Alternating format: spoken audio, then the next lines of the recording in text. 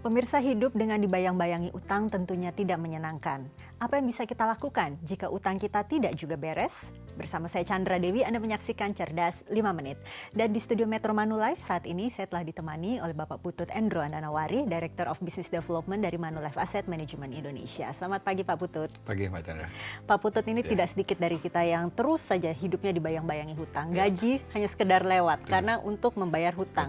Bagaimana Pak Putut kiranya melihat kondisi seperti ini? Ya, itu saya pikir gejala yang wajar ada di masyarakat gitu ya. Banyak sekali masyarakat kita yang terbelit hutang. Karena kalau saya lihat lagi kembali itu dari apa, salah satunya itu tadi mungkin lemah iman terhadap misalnya gangguan-gangguan misalnya gaya hidup.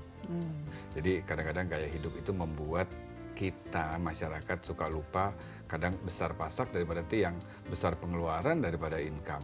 Nah, ini yang mungkin harus dicermati oleh masyarakat. Bagaimana caranya supaya terhindar dari itu tadi. Harus balik lagi ke inti masalahnya, bahwa kalau membeli sesuatu tuh harus yang butuh, bukan yang ingin. Nah, ini yang kadang-kadang mispersepsi yang ada di masyarakat.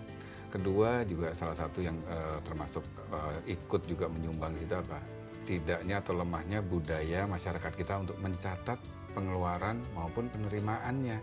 Dimana rasanya kalau bisa mencicil kan sedikit dibandingin pendapatan bulanan. Jadi rasanya masih bisa dapat barangnya, tapi bisa nyicil nanti di kemudian hari. Tapi nggak disadari bahwa dengan menyicil itu sebetulnya apa? Ada beban biaya yang harus dibayar oleh orang tersebut.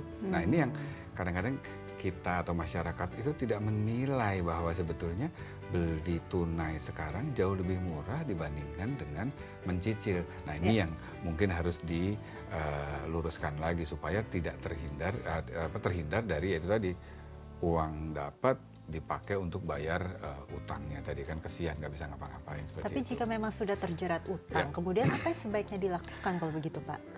Yang tadi saya bilang harus dilakukan apa? Mencatat pengeluaran maupun penerimaannya. Kemudian juga tadi bandingin tadi. Kalau udah kayak gitu apa? Harus lunasi hutangnya. Caranya gimana? Lihat lagi ke semua kekayaan kita. Apa sih kekayaan kita yang tidak kita gunakan? Itu bisa katakanlah kalau sekarang kan model bisa diuangkan lagi, kan artinya dijual. Tujuannya apa? Melunasi hutang tersebut yang pertama. Kalau kita bisa punya aset yang tidak berguna, bisa kita bayar. Kemudian juga ada nggak sih dana-dana yang kita pakai untuk kemudian hari dalam jangka panjang, misalnya dana investasi untuk panjang gitu. Nah, kalau memang beban baik pokok maupun bunganya cukup besar, dana tersebut yang dana jaga-jaga itu juga bisa dipakai kok.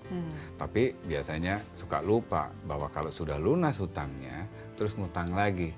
Nah, ini jangan. Justru kalau sudah dilunasi hutangnya, ada yang tadinya uang yang porsi yang digunakan untuk membayar hutang bulan-bulan berikutnya, ini harus digunakan untuk apa? Mengembalikan dana-dana yang tadi kita pakai, dana cadangan tadi atau dana investasi, itu juga bisa digunakan seperti itu.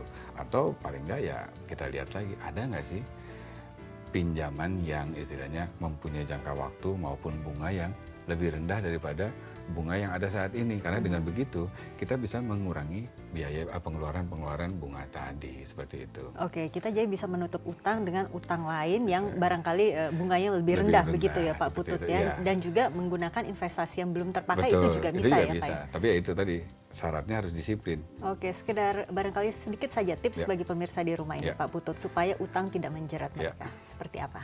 Oke, pertama mungkin biasakan lakukan pencatatan baik penerimaan maupun pengeluaran. Kedua, itu apa? Sebelum melakukan pembelian atau berhutang, itu berpikir lagi berapa yang bisa dihemat kalau membandingkan antara membeli tunai dengan membeli menggunakan cicilan. Itu sesuatu yang perlu dipertimbangkan. Jadi jangan sampai kita terjebak sama kebiasaan kita yang selalu gimana nanti gitu. Tapi harusnya nanti itu bagaimana? Baik itu harga maupun beban utangnya tadi, seperti itu. Baiklah Pak Putut, terima kasih banyak atas informasi dan kehadirannya Pak. Dan pemirsa, demikianlah Cerdas 5 Menit, Cerdas Finansial untuk episode kali ini. Saya Chandra Dewi, terima kasih dan sampai jumpa.